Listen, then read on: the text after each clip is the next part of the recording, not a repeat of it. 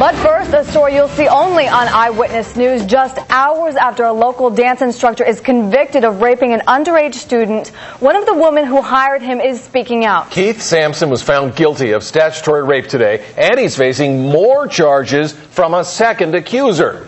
Now the owner of Denise's dance studio where Sampson worked is disputing claims that she was warned in advance about his reputation. Eyewitness News reporter Joan Moran has the exclusive interview live from the mobile newsroom. Aaron and Steve, after today's verdict, the victim's father, Peter Martel, telling Eyewitness News that he did in fact reach out to that local dance owner, Denise DiPippo, tonight. Denise DiPippo adamantly denies ever hearing from Martel.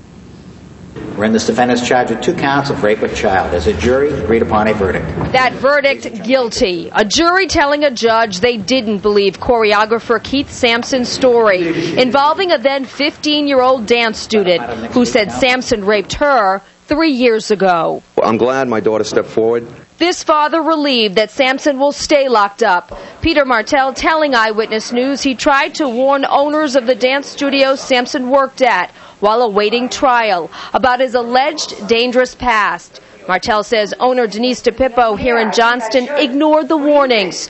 About 2 weeks ago, a student from the studio told police Sampson got her drunk and allegedly raped her at his apartment in Easton, Massachusetts. We've sent her letters stating that that man was alleged of raping my child, and yet she hired him anyway. No one got that letter or letters.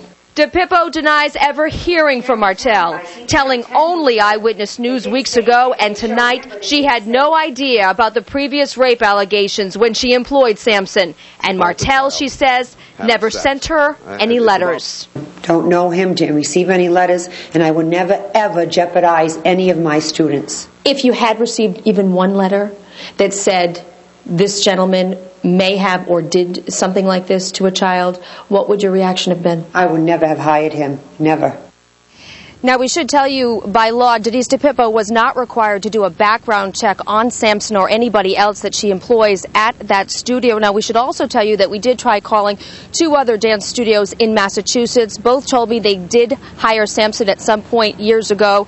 Neither studio told me they received a letter from Peter Martel. And we should also tell you that Sampson is scheduled to be sentenced on February 22nd. We're live tonight with the mobile newsroom. I'm Joan Moran, Eyewitness News.